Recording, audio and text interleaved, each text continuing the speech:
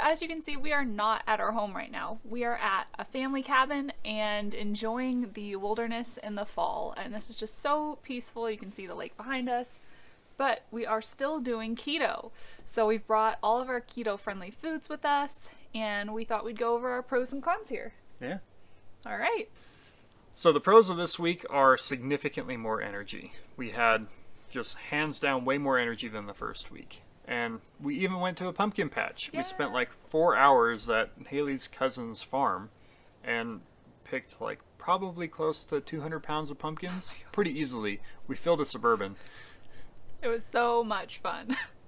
Another pro is that we had dinner with our friends Chris and Jillian, and we had a fun keto-friendly meal. We learned some new recipes from them that we will share in the resource section as well.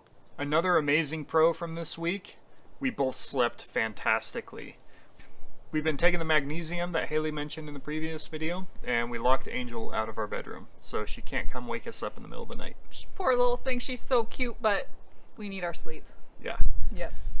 I also have not had any digestive issues this week, so huge pro for me. I've been feeling great. My only con this week is that I have had a reoccurring headache middle of the day each day, and for the longest time I couldn't figure it out. It would just happen about the time that I'd finish my coffee in the morning, and then I'd just start getting this headache.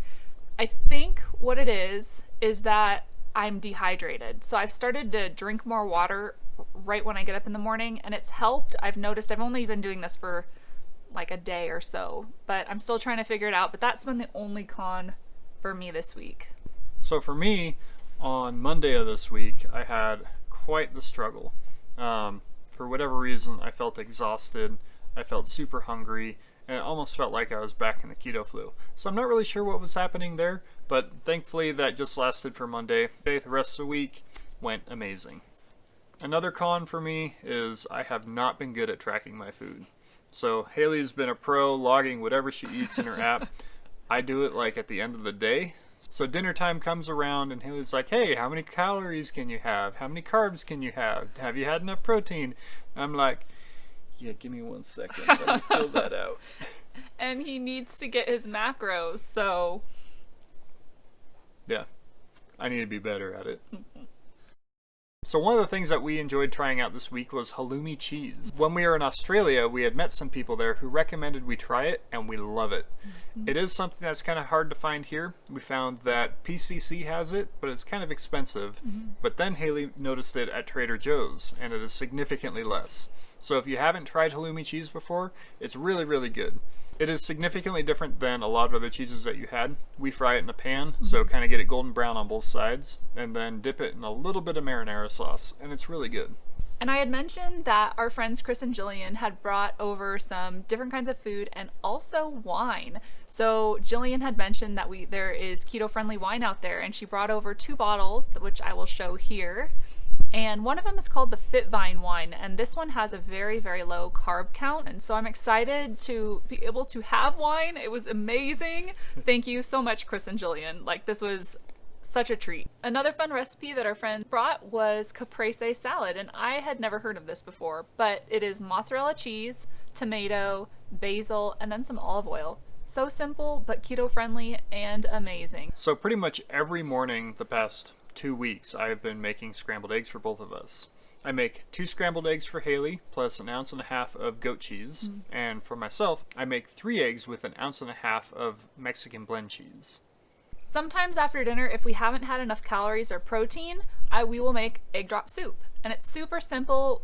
And all this egg drop soup is you use the chicken stock or chicken broth, and then you just drop a couple eggs in there while it's boiling over the stove. And it just makes a nice, real easy soup that has sodium and also packed with protein. So great option if you're still a little hungry at night, but will help with those good macros. A treat that I made this week was a mid-afternoon coffee, and we have an amazing coffee machine, and I could talk all day about this coffee machine because it has changed our lives for the better, but I won't go into that much detail. The coffee machine can pull espresso shots, and basically what this treat is 1 shot put in a small cup with some steamed cream, and it is so good. It provides a great midday snack and also that little pep from coffee. We I've enjoyed that the last couple days. Yeah. This last week we have been experimenting with our macros. So we had explained in the last video the keto calculator and having it pull the number of macros, our protein, our carbs, our fats, based on our gender, our age, our weight, and our height.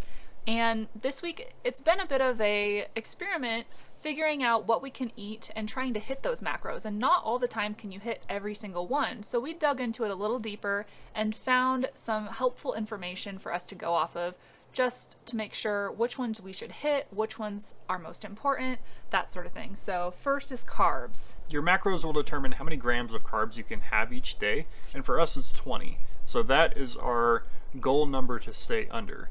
Any number under 20 grams of carbs, we are good. So 20 grams is our number. To be able to lose weight, we need to eat under 20 grams of carbs each day. The next is protein, and protein is really important because you want to make sure that your body is burning the fat off your body rather than anything else. So protein you want to hit. Our goal each day is to max it out, to hit the protein limit every single day. Fat, a good description of it is a lever that you can pull. So we have our limit that was provided by our keto calculator, but that limit is not set in stone. So if you're under, it's okay. If you're under, all it's gonna do is help promote additional weight loss. But the thing about fat is that it helps keep you full. So if you're feeling hungry, it's good to go towards something that has a higher fat content to help you get that feeling of fullness. And the last macro that we go off is calories. So calories will be determined depending on your age, weight, body size, everything else like we've been talking about. And you'll want to be at that or under. Now obviously you don't want to be at half the mark. That wouldn't be healthy because you still need calories to even just go about your day. So it's good to eat enough that you're either right at or just below your required calorie intake for the day.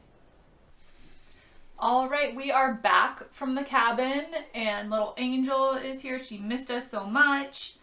But now we're gonna go over our body fat and weight. This week I weighed in at 213.4 pounds for a weekly loss of 3.5 pounds and a total loss of 7.1 pounds. That's really great. Yeah. Yeah. All right, week 2. Okay, and then for me, my weight this week was 156.7, which brings me to a weekly weight loss of 2.6 pounds and then a total weight loss of 6.2 pounds. High five. I know. I'm nice work. Pretty darn excited about that. So it's working. And then body fat, we both are still up. We're a little less, but still, it's a little odd that we're both still up. Yeah. Meh. Oh well, we'll see what the next week holds. And that wraps it up for week 2. Thanks so much for watching Hayley's Home. Stay tuned for week 3, which will be coming out this week. If you'd like, subscribe to my channel and then you'll get notified when my new video comes out. If you like this video, give it a thumbs up. Thanks for watching. We'll see you next time.